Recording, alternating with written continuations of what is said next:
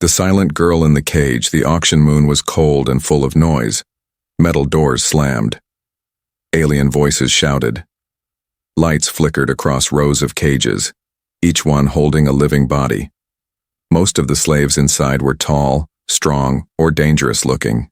They were brought here to be sold to the highest bidder, for war, for labor, or for worse. But in the far corner of the dark hall was a cage no one looked at.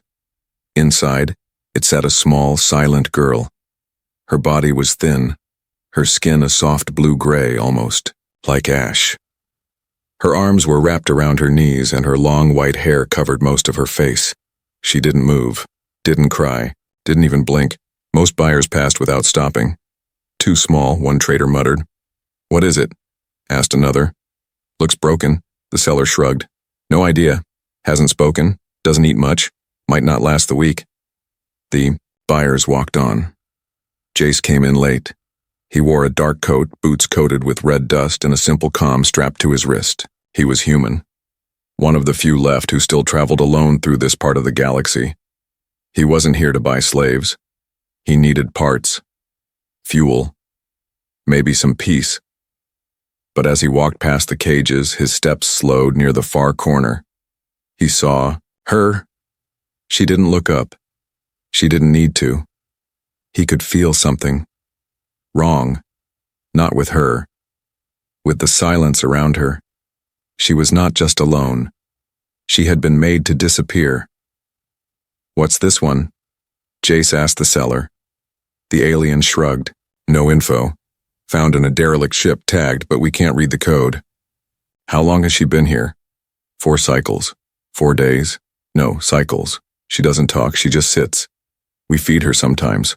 Jace stepped closer. The girl didn't move. He crouched by the cage. Can you hear me? He asked. No. Answer. He didn't expect one, but he saw her fingers twitch. Just slightly. How much? He asked. The seller raised his brow. You want her? How much? She's nothing. You can take her. Just sign and leave. Why? Because dead weight costs more than she's worth. 10 minutes later, Jace walked out of the auction hall with a small, silent girl following behind him. Her feet were bare, her steps slow. He didn't touch her, didn't order her, just walked ahead, making sure she had space to choose. She followed, not because she was told, but because something deep inside her whispered. Go with him. His ship wasn't big. Just one cabin, some tools, and a cot in the back. He opened the door and let her walk in first. She stepped inside, looked around once, and sat in the corner. Same position, knees to chest, arms wrapped tight, like the cage never really left her. Jace placed a blanket beside her, a soft fruit bar, and a water pack. He didn't say anything, just worked on his tools nearby. She didn't touch the food at first. But after some time, she reached out, bit the fruit bar, sipped the water. He didn't look at her. He just nodded once, like it meant something. And maybe to her it did. Later that night, Jace sat near the pilot controls, checking data logs. The girl was still awake. He could feel her eyes on him, but when he looked over, she quickly turned away. He stood and placed a second blanket near her, then paused. You're safe here, he said quietly. I don't need anything from you. No work, no orders, no pain. Still she said nothing. He stepped back, and for the first time since she left the cage, she looked up, just for a second. Her eyes were silver, not bright, not cold, just tired. But deep inside them something flickered. Not fear, not hate. Something else. Something Jace hadn't seen in a long time.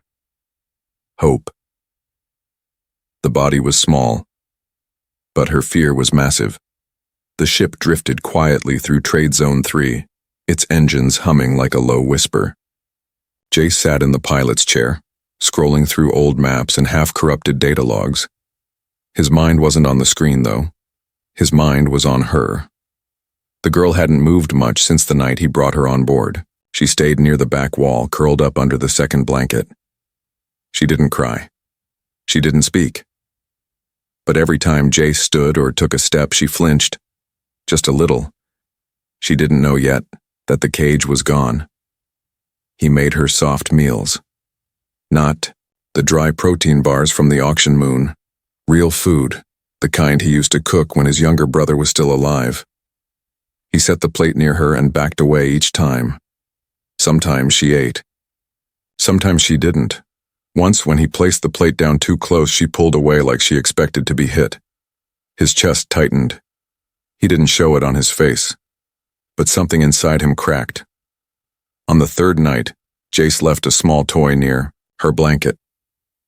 A simple thing, a hollow metal ring with lights that danced when shaken. He didn't buy it for her. It had been his niece's years ago. When he woke up the next morning, the ring was gone. She hadn't thrown it away. She hadn't broken it. She had kept it close. Later that day, Jace needed to check the engine coil. He moved to the back compartment, pulled open the access panel, and dropped his tool. The sound echoed. Sharp. Sudden. Loud. She screamed. Not with words, just sound. Raw. Broken. Terrified. Jace turned fast. She was curled up tight, shaking so hard. Her teeth chattered. He didn't speak. He sat down across the room slowly and said in the softest voice he could manage, "I won't hurt you." No reply. Not ever. Her eyes stayed wide. She didn't believe him yet, and he didn't blame her. He worked for 2 hours. She didn't move. Finally, as he stood to leave, she whispered something. So soft he almost didn't hear it. "Don't put me in a new cage." His heart dropped. He turned. "I won't. They always do. Not this time. You'll get tired of me. I don't get tired of people who survived what you did." She said nothing else. But for the first time, she didn't flinch when he passed by. That night, Jace checked. The old registry chip she carried in her collar. Encrypted. Scrambled. He bypassed the outer layer. What he found made his stomach twist. Project Tetha. Behavioral Model ZG4. Experimental Obedience Unit. Property of High Command. Non-registered. No rights. No voice. She wasn't just a slave. She was a test subject. Built for silence. Programmed to serve. Trained to never speak unless spoken to. And if she broke protocol, punished. Jace stared at the screen long after the data stopped loading. "They didn't rescue her from the cage," he muttered. "They built the cage inside her." He shut the screen, stood up, and walked back to the sleeping area. She was there. Not asleep. Watching. Always watching. Like she didn't know how to close her eyes, without someone's permission. "What do I call you?" he asked. No answer. He knelt slowly. "You don't have to be a number anymore," she whispered. "They said I had no name." "Then let's make one." She didn't speak, just stared, so he said softly, "How about Leary?" She blinked. "What does it mean?" Small light. "In one of Earth's lost languages." She looked down, then said, "Okay." Not loud, not strong, but it was the first word she had ever accepted from someone who didn't own her. The species that made her. Jace sat at the center console of his ship, staring at the decoded file from Leary's collar chip. The words scrolled slowly across the screen, and each one made his skin feel colder. He leaned back. Discarded. They created her, trained her to obey, and then threw her away because she still had a voice. They called it a glitch. Jace called it a soul. In the back cabin, Leary sat curled up as usual, arms around her knees, back against the wall, watching. The tool bench where Jace always worked. She didn't speak much after he gave her the name, but she held on to it. Leary. She repeated it when she thought he wasn't listening, like she was testing how it felt inside her mouth. Later, while fixing a vent seal, Jace asked her a simple question. "Do you remember where you came from?" Leary went quiet, for a long time. Then, finally said, not clearly, "What do you remember?" "Light." White rooms. Voices that were never kind. He set his tool down. Were they your people? She shook her head. I don't know if I have people.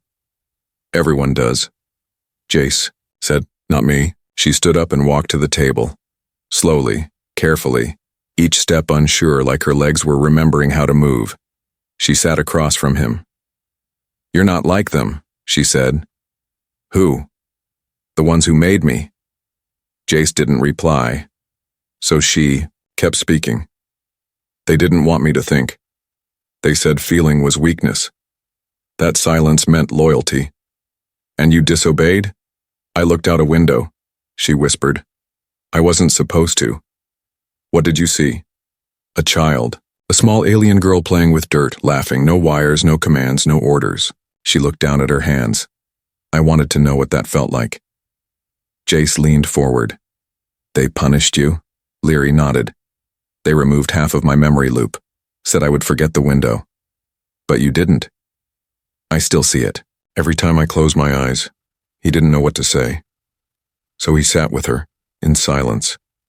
But not the kind of silence they had forced into her. This one felt safe. Later that night, Jace pulled up every database he could access. He searched for keywords, engineered hybrids, discarded units, field experiments. After an hour, he found a name. Carnath Dynasty. Specialists in biosynthetic espionage. Banned from open trade. Suspected of black site genetic labs. They were old, powerful, and hidden deep in the system's core. They didn't just make Leary. They made others. But none of them survived long enough to escape. Only her. Jace stared at her as she slept that night. Small frame. Thin arms, fragile bones. But beneath all that, she had done something her creators didn't expect.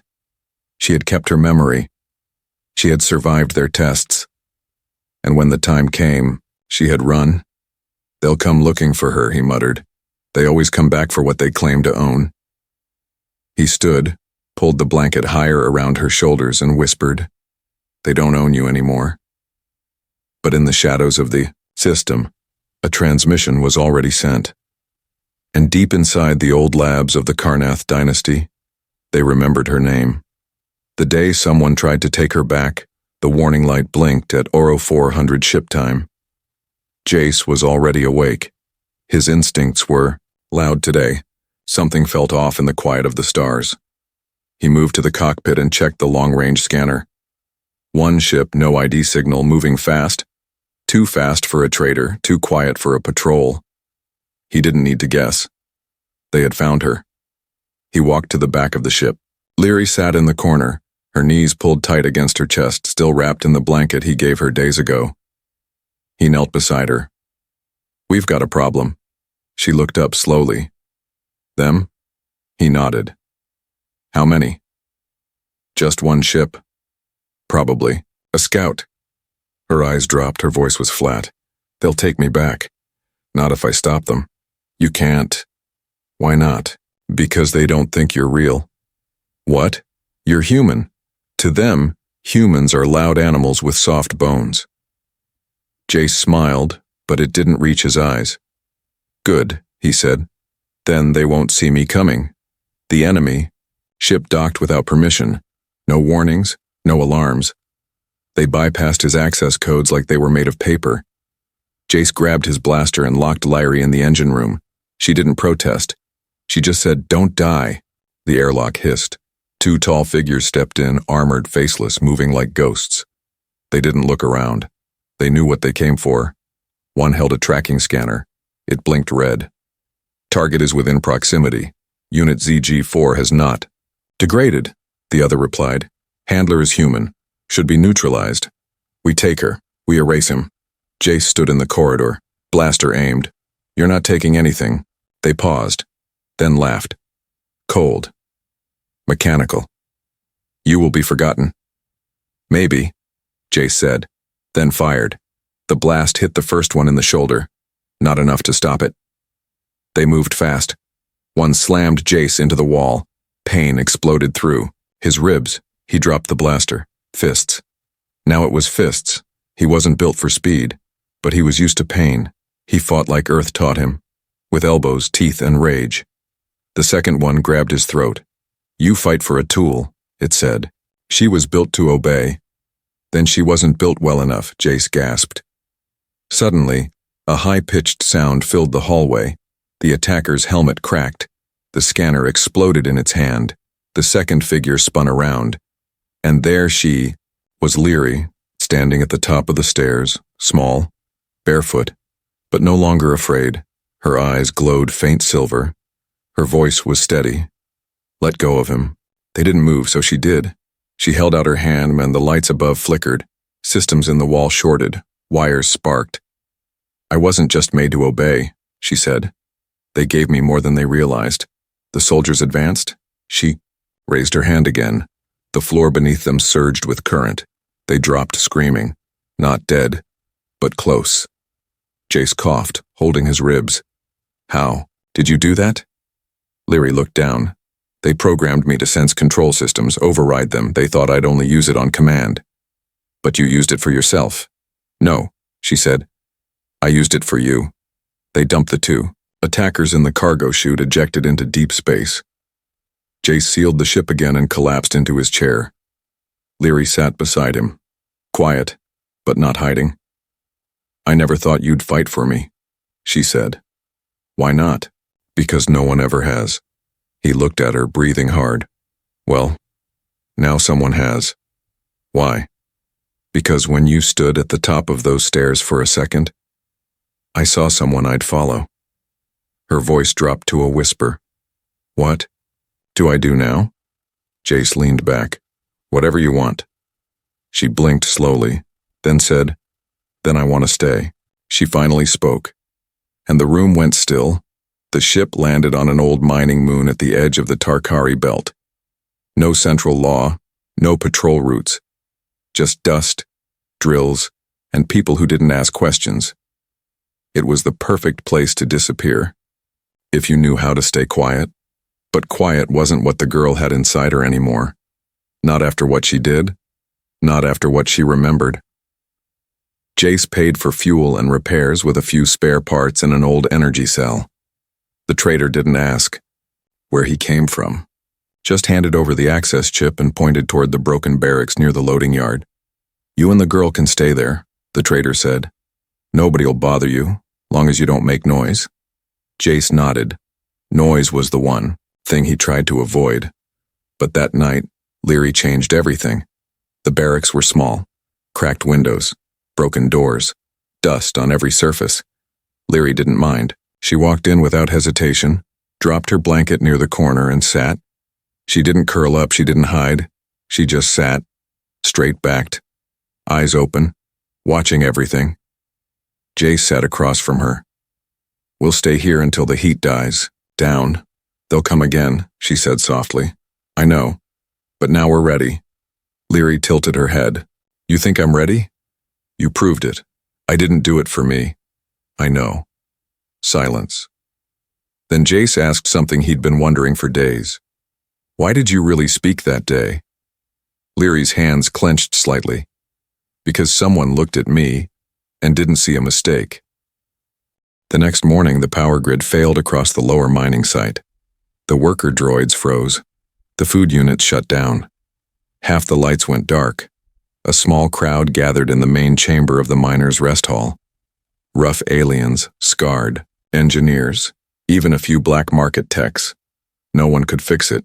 Too many systems crossed. Too old. Too unstable. Jace stood at the edge of the room watching. He didn't step forward, but Leary did. Quietly. Slowly. Step by step, until she stood in the center. "You're in the wrong place, girl," a miner grunted. "Go back to your keeper," another spat, but Leary raised her hand. Not high, just enough. And then, for the first time in public, she spoke. Clear, sharp, strong. "The failure is in node 7B. The override loop is misaligned. If you bypass it manually, you will burn the remaining fuel relay." Everyone stared. No one moved. until an old technician stepped forward, opened the access hatch, and gasped. She's right. In 10 minutes, the lights came back on. Systems rebooted. The droids restarted. Someone whispered, "What is she?" Someone, Hell said, "She's not just a child." Leary turned and walked back to Jace. He looked at her, stunned. "How did you know that system?" "I saw one like it when I was 7 days old." "Days?" "They began training us the moment we could. See? And you remembered it all?" "No," she said. "Just the parts they didn't want me to." That night, the old technician approached Jace privately. "She's not normal. I know. She's not safe." "Not for them," Jace replied. The technician paused, then said, "She speaks like someone who's about to start something." Jace looked at the sleeping form wrapped in a blanket near the window. Maybe she already has. A coded signal echoed across deep space that night. Short, encrypted, but loud enough to be noticed. The Karnath dynasty received it, and for the first time in years, their council stood in silence. "Unit ZG4 has used her voice," one said. "Impossible," said another. "What do we do?" The oldest among them said coldly, "We silence her. Again." The hunters came with fire. The silence didn't last.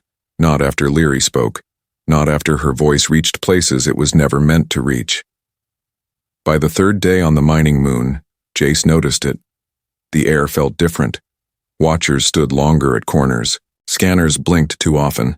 And every night Leary looked up at the sky like she was waiting for something heavy to fall. That something came at dusk. The Karnath hunter ship didn't use standard engines. It appeared over the mines without warning. Dark, smooth, and silent as shadow. It didn't hail. Didn't ask. Didn't wait. It just opened fire. The first blast hit the eastern processing yard. Steel flew. Alarms screamed. Workers scattered, many too slow to outrun the flame.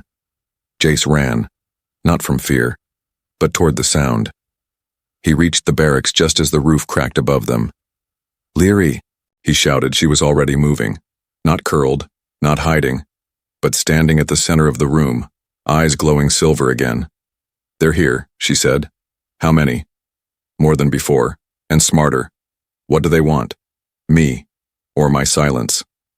Outside, 5 dark figures moved through smoke and flame. Tall, armored, faceless, the same design as the ones before, but with heavier gear, advanced shielding, and orders not to fail. They didn't ask for surrender. They didn't send warnings.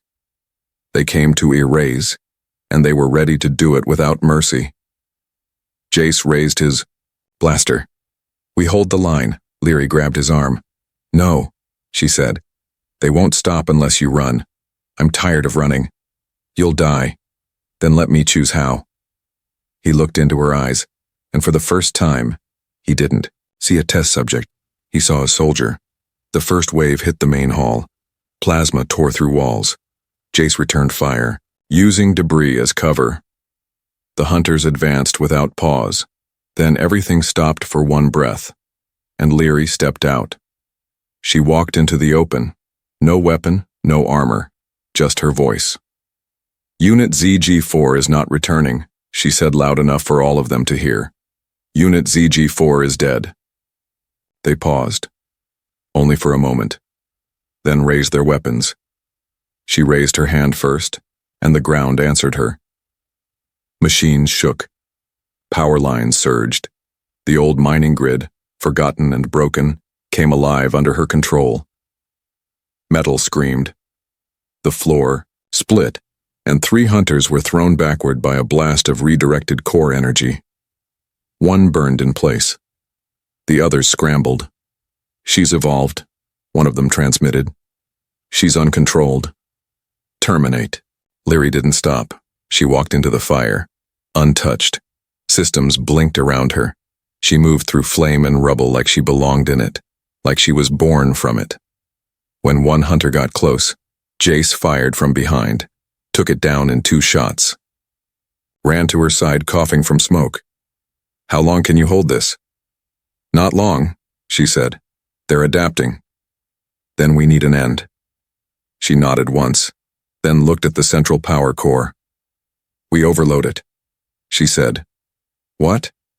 You'll fry everything. Yes, including us. Only if you stay. I'm not leaving without you. She looked at him. Something in her face softened. For once, she didn't argue. Then help me finish it, she said. Together, they reached the core. Jace rerouted the manual override. Leary sent a pulse through the floor with her bare hands. The core shook. Lights exploded, and the last hunter screamed into static. When the smoke cleared, the hunters were gone. The ship that brought them, gone too. Only silence remained. And in the center of that silence, Leary stood, burned, bleeding, but alive. The miners crawled from cover.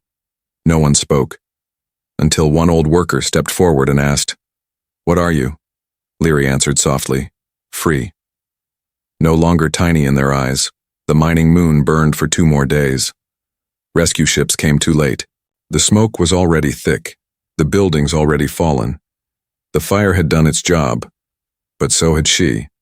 They came expecting to recover a runaway tool. Instead, they met something they didn't prepare for. They met a girl who chose her voice. Leary stood outside the ruins wrapped in a heat cloak, her skin still scorched from the energy backlash. Jay sat beside her, ribs bandaged, his shirt stained with dust and blood. Neither spoke for a while. They just watched the sky. They'll come again, Jay said. Yes, Leary replied, with bigger ships, more hunters, stronger orders. I know. You scared them. Good. The miners, once suspicious, now gathered near her when she passed. They didn't touch her. They didn't ask for anything. They just nodded, a silent sign of respect. One elder placed an old comm crystal in her hand. You don't run anymore, the woman said. Now you lead. They stayed on the moon for 2 more weeks. During that time, Leary did something strange. She began speaking often, not loud, not to everyone, but to Jace, to children, to machines that no one else touched. She fixed things, small things. Water pumps, cracked sensors, broken light units, and with each repair, the people whispered more. She was made to obey, one man said. Now she commands machines, like a god. No, said another. She's not a god. She's proof. Proof of what? That you can't cage a soul forever. Jace stood on a ridge the night before they left. He looked down at the valley of workers below, sleeping beside flames and shattered steel. He felt tired, old, but not alone. Leary stepped beside him. You still planning to disappear? She asked. I'm not much for spotlights. Too bad, she said. Because you started something. He chuckled. Me? All I did was open a cage. No, Leary said. You stood still when the fire came. The next morning they powered up the ship. As it rose through the dusty sky, a dozen signals blinked across the network. Not weapons, not warnings. Calls from stations, from colonies, from voices that had stayed quiet too long. Is it true? Did the girl fight the dynasty? Did the human protect her? Did she win? The Karnath Council sat in silence as reports flooded their secure feeds. Other units had begun speaking, not many, but more than one. Some were running, some were hiding, but a few were fighting back. Unit ZG4 must be erased, one voice said. It's too late, said another. The name has already spread. What name? The old counselor leaned forward and whispered, Leary, on board Jace's ship.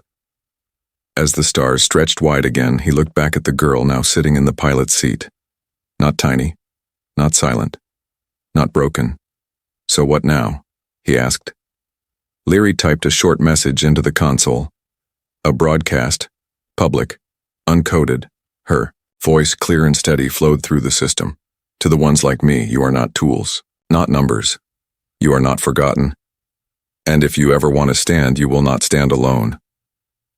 Jace leaned back in his chair. You sure about this? She nodded. They caged me for being small. Now they'll fear me because I chose to be loud. And across the stars, the galaxy finally heard her.